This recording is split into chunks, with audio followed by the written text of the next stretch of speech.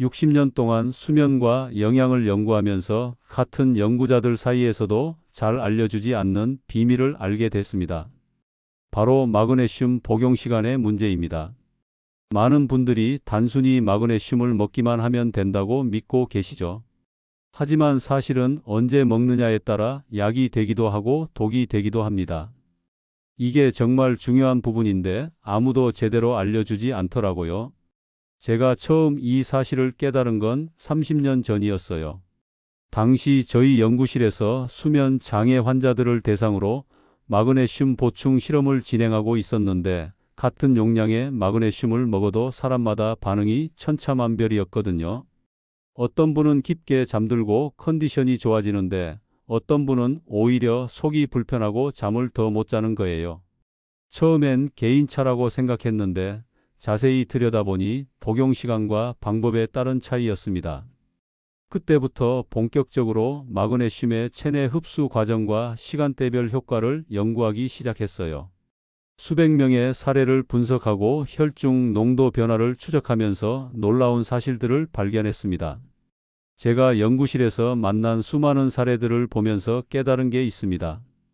같은 마그네슘이라도 복용 시간만 바꿔도 완전히 다른 결과가 나온다는 것이었어요. 어떤 분은 밤새 화장실을 들락날락하게 되고 어떤 분은 오히려 깊게 잠들게 되는 거죠. 특히 우리 같은 중장년층에게는 이런 차이가 더욱 중요합니다. 젊을 때처럼 몸이 알아서 처리해 주지 않거든요. 위장도 예민해지고 신장 기능도 예전 같지 않으니까 더욱 신중해야 해요. 나이가 들면서 우리 몸의 마그네슘 흡수율은 자연스럽게 떨어집니다. 20대에 비해 60대는 약 30% 정도 흡수율이 감소해요. 그런데 이런 사실을 아는 분들이 거의 없어요. 또한 고령층은 만성질환으로 인해 여러 약물을 복용하는 경우가 많은데 이런 약물들이 마그네슘 흡수에 영향을 주기도 합니다. 혈압약, 당뇨약, 골다공증 약 등 많은 약물들이 마그네슘과 상호작용을 일으킬 수 있거든요. 그런데 인터넷이나 TV에서 나오는 정보들은 대부분 이런 세세한 부분을 놓치고 있어요. 그냥 마그네슘이 좋다, 먹어라, 이 정도로만 끝나버리죠. 정말 안타까운 일입니다. 심지어 일부 건강 프로그램에서는 잘못된 정보를 전하기도 해요. 공복에 먹어야 흡수가 잘 된다거나 많이 먹을수록 좋다거나 이런 식으로 말이에요. 제가 지난 60년 동안 연구하면서 가장 안타까웠던 건 이런 잘못된 정보 때문에 고생하는 분들을 너무 많이 봤다는 거예요. 좋은 의도로 건강을 챙기려다가 오히려 몸을 상하게 되는 경우들 말이에요. 이제는 더 숨기지 않고 솔직하게 말씀드리겠습니다. 오늘 이 시간이 여러분의 수면과 건강을 완전히 바꿀 수 있는 중요한 전환점이 될 거예요. 제가 여러분께 전해드릴 내용은 단순한 이론이 아닙니다. 실제로 수많은 분들의 삶을 바꾼 검증된 방법들이에요. 그리고 과학적 근거도 충분히 뒷받침되어 있습니다. 더 궁금한 내용이나 개인적인 상황은 댓글로 물어보세요. 제가 연구와 상담 현장에서 만난 분들 중 기억에 남는 사례가 있습니다. 72세 박영수님은 불면증 때문에 여러 방법을 시도하다가 마그네슘이 좋다는 이야기를 들으셨어요.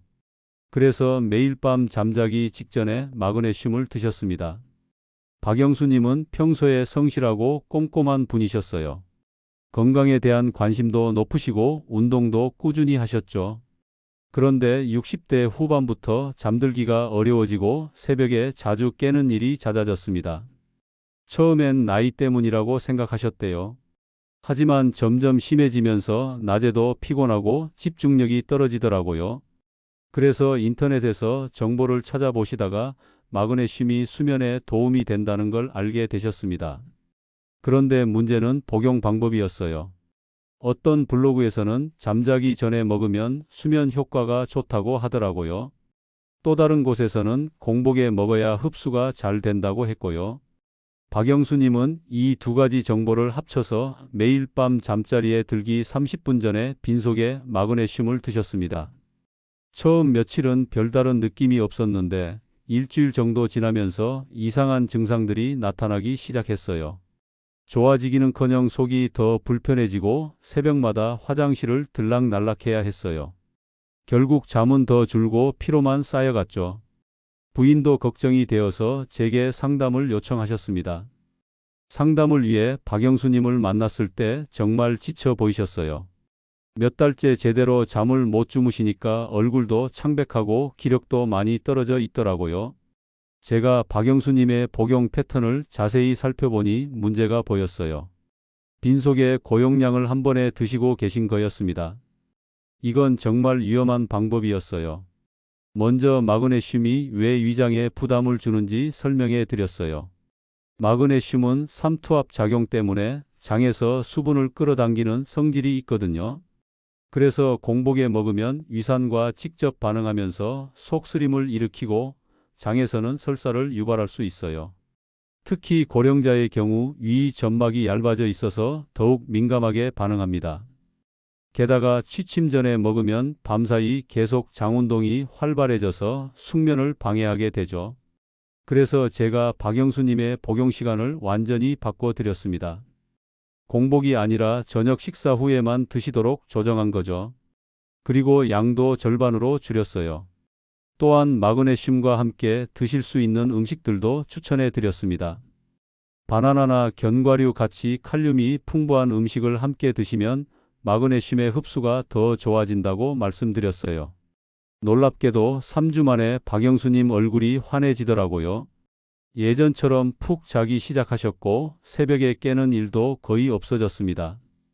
부인도 너무 신기해 하셨어요. 더 놀라운 건 수면의 질이 좋아지면서 낮 시간에 컨디션도 함께 개선되었다는 점이에요. 집중력이 돌아오고 기분도 좋아지셨다고 하더라고요. 이런 작은 변화가 삶을 바꾸는 걸 보면서 저 역시 다시 한번 배웠습니다. 좋은 성분도 잘못 먹으면 독이 되고 올바르게 먹으면 명약이 된다는 걸 말이에요. 박영수님과 비슷한 사례가 정말 많아요. 제가 상담한 분들 중 70% 이상이 마그네슘을 잘못된 방법으로 복용하고 계셨거든요. 특히 인터넷 정보에만 의존해서 복용하시는 분들이 많은데 개인의 건강 상태나 복용 중인 다른 약물을 고려하지 않은 일반적인 정보는 때로 해가 될 수 있어요. 여러분도 혹시 비슷한 경험 있으시지 않나요? 마그네슘을 먹는데도 별 효과를 못 느끼거나 오히려 불편함을 겪고 계신 분들 많을 거예요. 혹시 아직 구독과 좋아요를 누르지 않으셨다면 지금 바로 눌러주세요. 이 채널은 여러분의 건강한 노년을 응원합니다. 오늘 이 영상에서 말씀드릴 내용은 여러분의 수면 관리 방식을 완전히 바꿀 수 있는 중요한 지혜입니다. 이런 중요한 정보를 더 많은 분들이 알 수 있도록 구독과 좋아요로 응원해 주세요. 끝까지 보시면 왜 지금 당장 여러분의 작은 습관을 바꿔야 하는지 분명하게 깨닫게 되실 겁니다. 끝까지 보지 않으시면 가장 중요한 실천법을 놓치게 됩니다. 마지막에 나올 단 하나의 습관이 모든 것을 바꿀 수 있어요.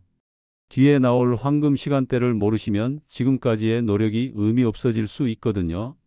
제가 60년간 연구하면서 발견한 가장 중요한 원칙 중 하나는 타이밍입니다. 같은 영양소라도 언제 어떻게 섭취하느냐에 따라 효과가 완전히 달라져요. 이건 마그네슘뿐만 아니라 모든 보충제에 적용되는 원칙이에요. 하지만 대부분의 사람들이 이 사실을 모르고 계시죠. 이렇게 작은 변화만으로도 박영수님처럼 달라질 수 있습니다. 그래서 이제는 일상에서 마그네슘과 직접 연결되는 요소들을 하나씩 짚어보겠습니다. 마그네슘이 우리 몸에서 하는 역할부터 정확히 알아야 합니다. 이 성분은 300가지가 넘는 효소 작용을 돕고 신경을 안정시켜서 수면과 직결되어 있어요. 미국 국립보건원에서 발표한 자료를 보면 성인의 65%가 마그네슘 부족 상태라고 나와 있습니다. 더 구체적으로 설명하면 마그네슘은 우리 몸에서 에너지 생산, 단백질 합성, 혈당 조절, 혈압 조절, 근육 수축과 이완, 신경 전달 등 정말 많은 일을 합니다. 특히 수면과 관련해서는 가바라는 신경 전달 물질의 활성화를 도와주는 핵심 역할을 해요. 가바는 우리 뇌에서 흥분을 억제하고 진정 효과를 주는 물질인데 마그네슘이 부족하면 가바가 제대로 작동하지 않아요. 그래서 불안하고 잠들기 어려워지는 거죠. 또한 마그네슘은 멜라토닌 분비에도 영향을 줍니다. 멜라토닌은 수면 호르몬이라고 불리는데 마그네슘이 충분해야 멜라토닌이 정상적으로 분비되어 자연스러운 수면 사이클을 유지할 수 있어요. 제가 상담했던 68세 김정호 님도 그런 경우였어요.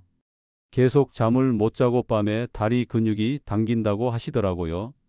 혈액 검사를 해보니 역시 마그네슘 수치가 많이 떨어져 있었습니다. 김정호 님의 경우 특히 흥미로웠던 건 다리 근육 경련이 심했다는 점이에요. 마그네슘은 칼슘과 함께 근육의 수축과 이완을 조절하는데 마그네슘이 부족하면 근육이 과도하게 수축하면서 경련이 일어나거든요. 특히 밤에 자다가 종아리가 아픈 쥐가 나는 증상은 마그네슘 부족의 대표적인 신호 중 하나예요. 이런 증상이 있으면 마그네슘 보충을 적극적으로 고려해 봐야 합니다.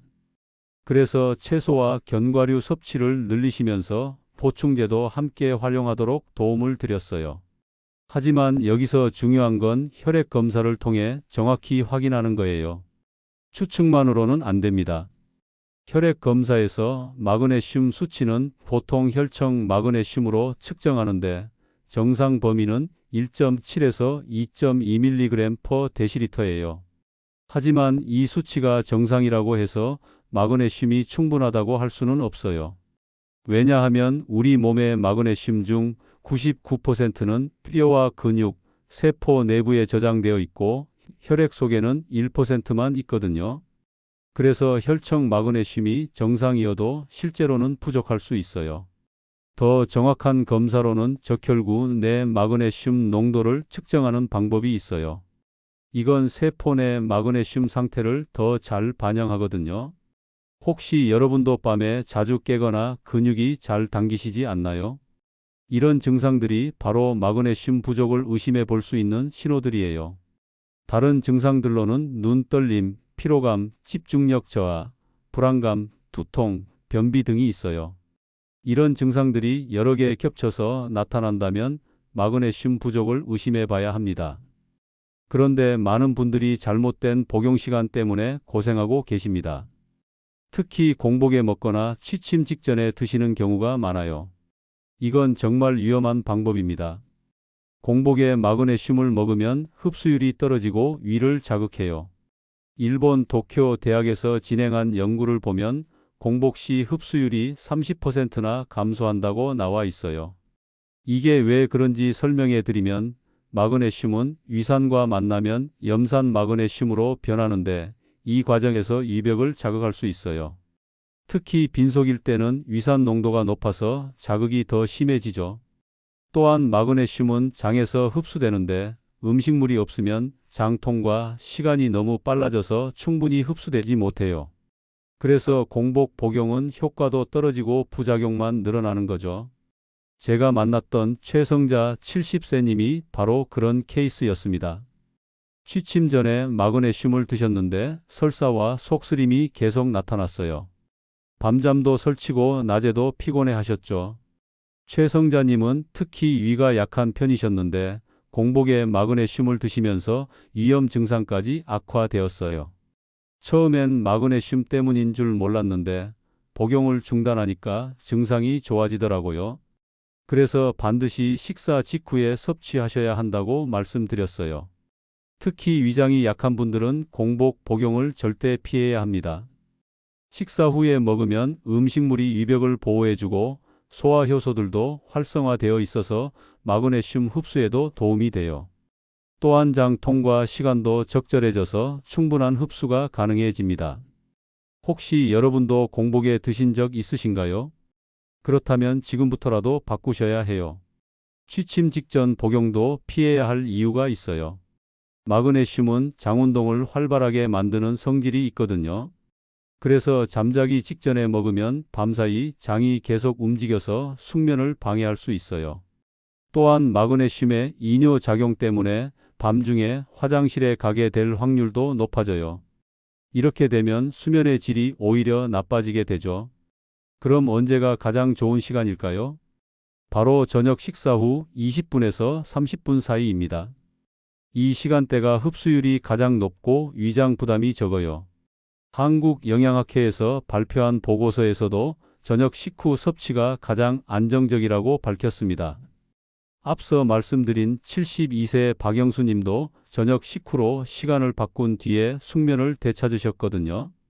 왜 저녁 식사 후가 가장 좋은지 과학적으로 설명해 드리면 저녁 시간에는 우리 몸의 부교감신경이 활성화되기 시작해요. 부교감신경은 휴식과 회복을 담당하는 신경인데 이때 마그네슘을 보충하면 신경 안정 효과가 극대화됩니다. 또한 저녁 식사 후에는 인슐린 분비가 증가하는데 인슐린은 마그네슘의 세포 내 흡수를 도와주는 역할을 해요. 그래서 이 시간대에 복용하면 흡수율이 높아지는 거죠.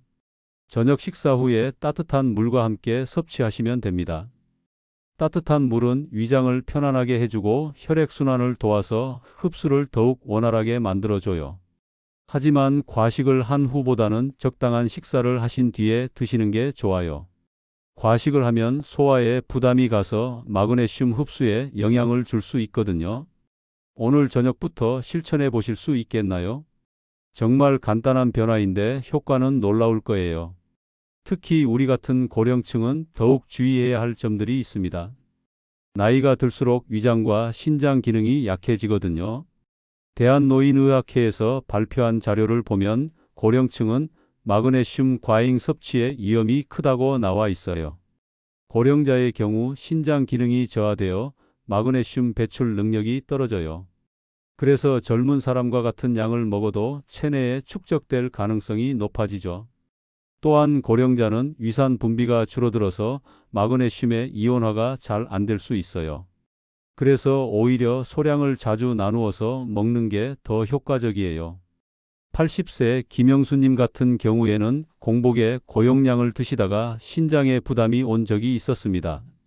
혈액 검사를 해보니 크레아티닌 수치가 올라가 있더라고요. 그래서 즉시 복용을 중단하고 신장 기능이 회복될 때까지 기다렸다가 나중에 아주 소량부터 다시 시작했어요. 나눠서 소량씩 꾸준히 드시도록 바꿔드렸거든요. 고령자분들은 반드시 정기적으로 신장 기능 검사를 받으시길 권합니다. 안전이 가장 중요하거든요. 특히 당뇨병이나 고혈압 같은 만성 질환이 있으신 분들은 더욱 주의하셔야 해요. 이런 질환들은 신장 기능에 영향을 주거든요. 혹시 부모님이나 가족 중에 고령자가 계신가요? 그렇다면 이런 부분들을 더욱 신경 써 주셔야 해요. 또 한 가지 중요한 것은 수면제를 복용하고 계신 분들의 주의사항입니다. 마그네슘은 신경 억제 작용이 있어서 수면제와 효과가 겹칠 수 있어요. 해외 임상 보고를 보면 수면제와 병용했을 때 과도한 졸음이 나타났다는 사례들이 있습니다. 특히 벤조디아제핀 계열의 수면제와 함께 복용하면 진정 효과가 과도하게 나타날 수 있어요. 제가 상담했던 74세 오상민 님도 수면제와 함께 복용하시다가 아침 기상이 힘들어지셨어요. 하루 종일 멍한 상태가 지속되더라고요. 그래서 반드시 담당 전문가와 상의 후에 복용하시라고 말씀드려요. 독단적으로 수면제를 줄이거나 끊으시면 절대 안 됩니다.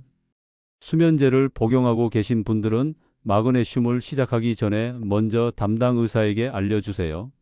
그리고 마그네슘을 시작한 후에는 수면 패턴의 변화를 주의 깊게 관찰하셔야 해요. 혹시 수면제와 함께 드시는 분 계신가요? 그렇다면 꼭 전문가와 상담 받으시기 바라요. 마지막으로 잘못된 상식들을 바로잡고 넘어가겠습니다. 천연이라서 안전하다. 고용량이 더 효과적이다. 빈속에 먹어야 잘 흡수된다. 이런 이야기들 많이 들어보셨죠? 하지만 이건 모두 오해입니다. 천연이라고 해서 모든 게 안전한 건 아니에요. 마그네슘도 과다 섭취하면 설사, 구토, 근력 저하, 혈압 강화, 호흡 곤란 등의 부작용이 나타날 수 있어요. 여러 국제 연구 결과를 보면 과잉 섭취는 설사와 신장 문제를 일으킨다고 확인되었어요. 특히 하루 350mg을 넘게 복용하면 부작용 위험이 급격히 증가해요. 제가 만났던 65세 김선희 님도 고용량을 드시다가 속쓰림과 폭통을 겪으셨습니다. 하루에 600mg씩 드셨는데 이는 권장량의 거의 2배에 달하는 양이었어요. 권장량을 지키는 게 가장 중요해요. 남성은 350mg, 여성은 300mg이 적정량입니다. 이는 음식으로 섭취하는 양까지 포함한 총량이에요. 그리고 복용 전에 현재 드시고 있는 다른 약물과의 상호작용을 반드시 확인하셔야 해요. 특히 항생제, 이뇨제, 골다공증 치료제 등은 마그네슘과 상호작용을 일으킬 수 있거든요. 여러분은 어떤 오해를 믿고 계셨나요? 이제는 정확한 정보로 올바르게 관리하셔야 합니다. 이렇게 핵심 진실을 알았다면 이제는 생활 속에서 어떻게 적용할 수 있는지 더 깊이 알아보겠습니다. 제품을 선택할 때도 중요한 포인트들이 있습니다. 글리시네이트, 트레오네이트, 말레이트 형태가 흡수율이 가장 높아요. 반대로 산화 마그네슘은 변비 치료가 목적이 아니라면 피하시는 게 좋습니다. 마그네슘의 형태별로 자세히 설명해 드리면 먼저 마그네슘 글리시네이트는 글리신이라는 아미노산과 결합된 형태예요. 이 형태는 위장 자극이 가장 적고 생체 이용률이 높아서 수면 개선 목적으로 가장 많이 사용돼요. 마그네슘 트레오네이트는 뇌혈관 장벽을 통과할 수 있는 유일한 형태로 알려져 있어요. 그래서 기억력 개선이나 인지 기능 향상을 원하시는 분들에게 좋습니다. 마그네슘 말레이트는 말산과 결합된 형태로 에너지 생산에 도움이 돼요. 피로감이 심하거나 근육 경련이 있으신 분들에게 적합하죠. 반면 산화 마그네슘은 흡수율이 낮고 설사를 유발하기 쉬워요. 변비약으로는 사용되지만 영양 보충 목적으로는 권하지 않아요. 본인 체질에 맞는 제품을 찾으시려면 소량부터 시작해 보세요. 처음부터 고용량으로 시작하면 몸이 적응하기 어려워요. 첫 일주일은 권장량의 절반 정도로 시작하시고 부작용이 없으면 점차 늘려가시는 게 좋아요. 특히 위장이 민감하신 분들은 더욱 천천히 늘려가셔야 합니다. 혹시 지금 드시고 있는 제품의 성분을 확인해 보셨나요? 라벨을 자세히 보시면 어떤 형태의 마그네슘인지 나와 있을 거예요. 제품을 고를 때는 첨가물도 확인하셔야 해요. 인공 색소나 방부제, 글루텐 등이 들어있지 않은 제품을 선택하시는 게 좋습니다. 또한 캡슐형보다는 정제형이 흡수가 더 좋을 수 있어요. 캡슐 껍질이 완전히 녹지 않으면 흡수에 영향을 줄 수 있거든요. 음식으로도 충분히 섭취할 수 있습니다. 시금치, 케일 같은 녹색 채소와 견과류, 현미, 다크 초콜릿에 마그네슘이 풍부해요. 하지만 주의할 점도 있어요. 더 구체적으로 말하면 시금치 100g에는 약 80mg의 마그네슘이 들어있어요. 아몬드는 100g당 270mg, 현미는 100g당 110mg 정도입니다. 하지만 식품의 마그네슘 함량은 토양의 질에 따라 크게 달라져요. 요즘 토양의 마그네슘 함량이 예전보다 많이 줄어들어서 음식만으로는 충분히 섭취하기 어려운 경우가 많아요. 그래서 기본적으로는 균형 잡힌 식단을 유지하시면서 필요에 따라 보충제를 활용하시는 게 좋습니다. 커피와 술은 마그네슘 배출을 촉진시킵니다. 그래서 카페인을 많이 드시거나 음주를 자주 하시는 분들은 더 신경 써서 보충하셔야 해요. 카페인은 신장에서 마그네슘 재흡수를 방해해서 소변으로 배출량을 늘려요. 알코올도 마찬가지로 마그네슘 손실을 증가시키죠. 또한 스트레스도 마그네슘 소모를 늘려요. 스트레스 호르몬인 코르티솔이 분비되면 마그네슘 배출이 증가하거든요. 매일 식단에 채소와 견과류를 조금씩이라도 추가해 보세요. 작은 변화가 큰 차이를 만들어냅니다.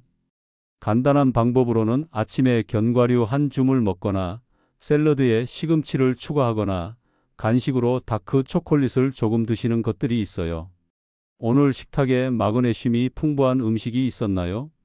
내일부터라도 의식적으로 챙겨보시기 바라요. 복용량 관리도 정말 중요합니다. 남성은 350mg, 여성은 300mg이 하루 적정량이에요.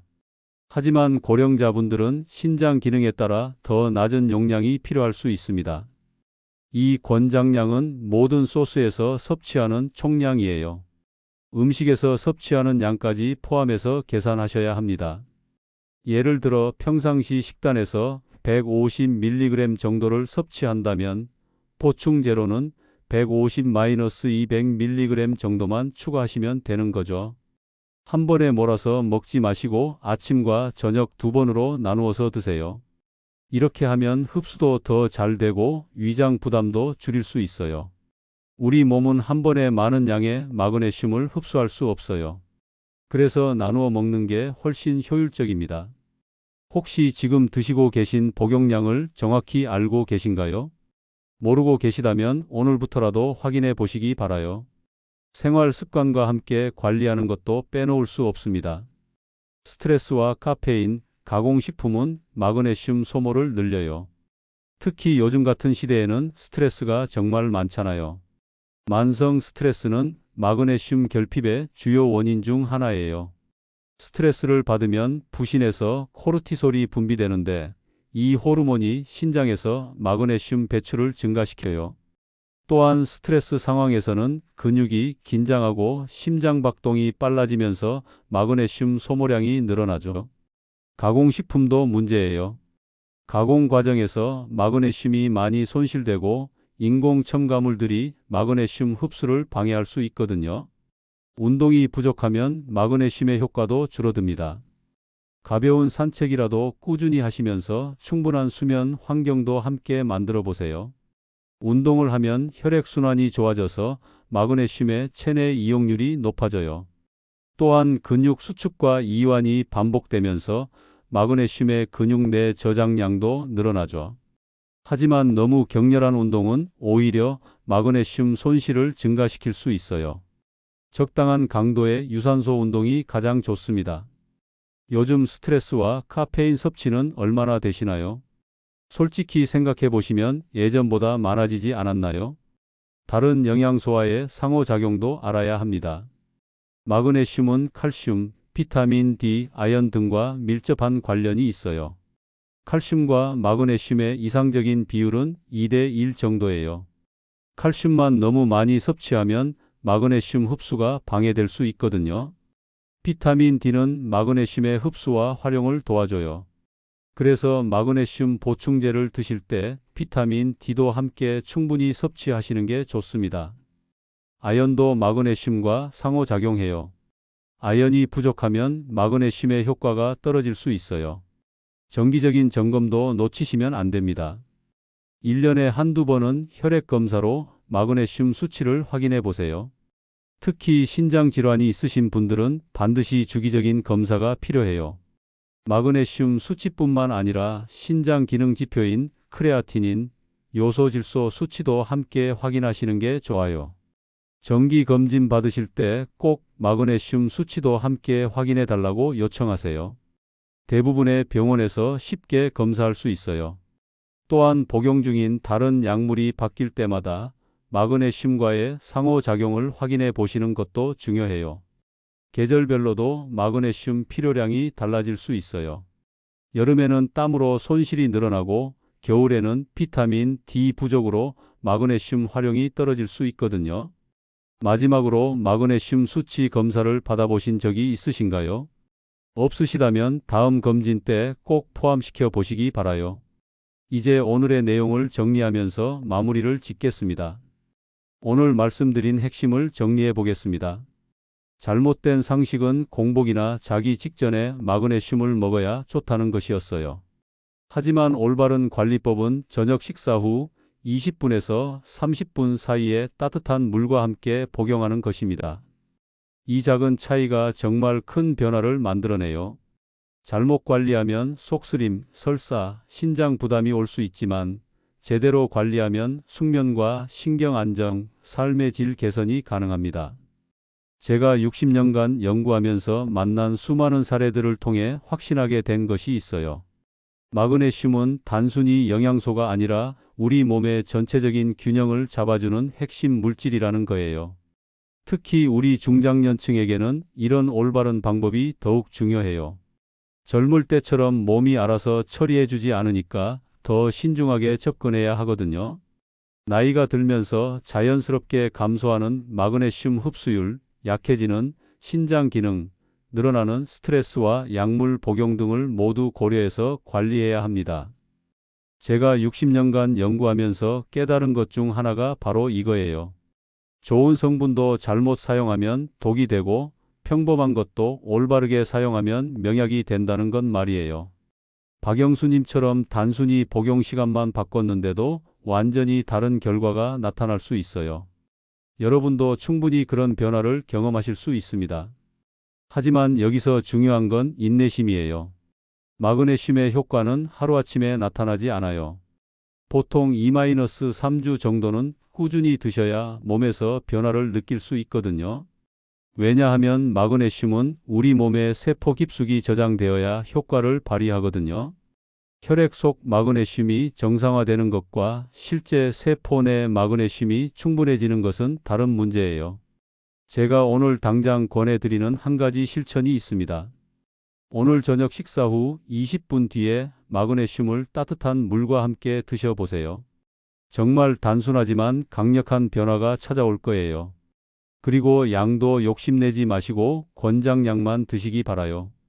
남성은 350mg, 여성은 300mg이면 충분해요.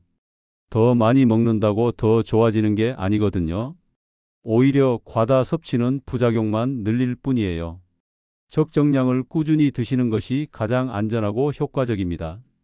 만약 지금까지 공복에 드셨거나 취침 직전에 드셨다면 오늘부터 바꿔보세요. 일주일만 해보셔도 분명 차이를 느끼실 거예요. 특히 수면의 질 변화를 주의 깊게 관찰해 보세요. 잠들기까지 걸리는 시간, 밤중에 깨는 횟수, 아침 기상의 개운함 등을 체크해 보시면 좋겠어요. 그리고 혹시 수면제나 다른 약물을 복용하고 계시다면 담당 전문가와 상담 받으시는 것도 잊지 마세요. 안전이 가장 중요하니까요. 약물 상호작용은 정말 중요한 문제예요. 특히 혈압약, 당뇨약, 항생제 등을 드시는 분들은 반드시 확인하셔야 합니다. 마그네슘이 들어있는 음식도 함께 챙기시면 더 좋겠죠. 시금치, 견과류, 현미 같은 것들을 식단에 조금씩 추가해 보세요. 음식으로 섭취하는 마그네슘은 보충제보다 부작용이 적고 다른 영양소와 함께 섭취할 수 있어서 시너지 효과를 낼 수 있어요. 예를 들어 견과류에는 마그네슘뿐만 아니라 비타민 E, 건강한 지방, 단백질도 풍부해서 전체적인 건강에 도움이 됩니다. 하지만 현실적으로 음식만으로는 충분한 양을 섭취하기 어려운 경우가 많아요. 특히 토양의 마그네슘 함량이 예전보다 많이 줄어들었거든요. 그래서 기본적으로는 균형 잡힌 식단을 유지하시면서 필요에 따라 보충제를 활용하시는 것을 권해드려요. 생활 습관 개선도 함께 하시면 좋겠어요. 스트레스 관리, 적당한 운동, 충분한 수면, 금연, 절주 등이 모두 마그네슘의 효과를 높여주거든요. 특히 스트레스 관리가 중요해요. 만성 스트레스는 마그네슘을 아무리 보충해도 계속 소모시키거든요. 심호흡, 명상, 요가, 산책 등 자신에게 맞는 스트레스 해소법을 찾아서 꾸준히 실천해 보세요. 다음 영상에서는 마그네슘뿐 아니라 다른 미네랄과의 균형이 왜 중요한지 자세히 알려드리겠습니다. 칼슘, 칼륨, 아연과의 상호작용을 알면 더 효과적으로 건강을 관리할 수 있거든요. 특히 칼슘과 마그네슘의 균형은 정말 중요해요. 칼슘만 많이 드시고 마그네슘은 부족하면 오히려 건강에 해가 될 수 있거든요. 또 고령층이 특히 주의해야 할 미네랄 복용법도 함께 다뤄볼 예정이에요. 나이가 들면서 바뀌는 우리 몸의 변화에 맞춘 맞춤형 관리법 말이에요. 제가 연구실에서 만난 또 다른 놀라운 사례들도 소개해 드릴 거고요. 정말 작은 변화로 인생이 바뀐 분들의 이야기를 들으시면 여러분도 용기를 얻으실 거예요. 최근에 만난 85세 할머니께서는 마그네슘 복용법을 바꾼 후 20년 만에 처음으로 밤새 깨지 않고 주무셨다고 하시더라고요. 그 기쁨을 표현하시는 모습을 보니 저도 덩달아 행복했어요. 건강한 노년을 위해서는 이런 세밀한 부분까지 챙기는 게 정말 중요해요. 큰 병이 생긴 다음에 후회하지 마시고 지금부터라도 올바른 습관을 만들어 가시기 바라요. 예방이 치료보다 훨씬 쉽고 효과적이거든요. 지금 작은 변화 하나가 10년 후의 건강을 결정할 수 있어요. 마그네슘 하나만 제대로 관리해도 수면의 질, 스트레스 관리, 근육 건강, 심혈관 건강 등 여러 영역에서 개선을 경험하실 수 있을 거예요. 제가 항상 강조하는 건 일관성이에요. 가끔 먹는 것보다는 적은 양이라도 꾸준히 드시는 것이 훨씬 효과적입니다. 여러분의 건강한 노년을 위해 오늘부터 시작해 보세요. 작은 변화가 큰 기적을 만들어낼 거예요. 여러분은 마그네슘을 언제 드시고 계셨나요? 그리고 오늘 말씀드린 내용 중에서 가장 놀라웠던 부분은 무엇인가요? 또 개인적으로 궁금한 점이 있으시다면 댓글로 남겨주세요. 제가 하나하나 성심껏 답변 드리겠습니다.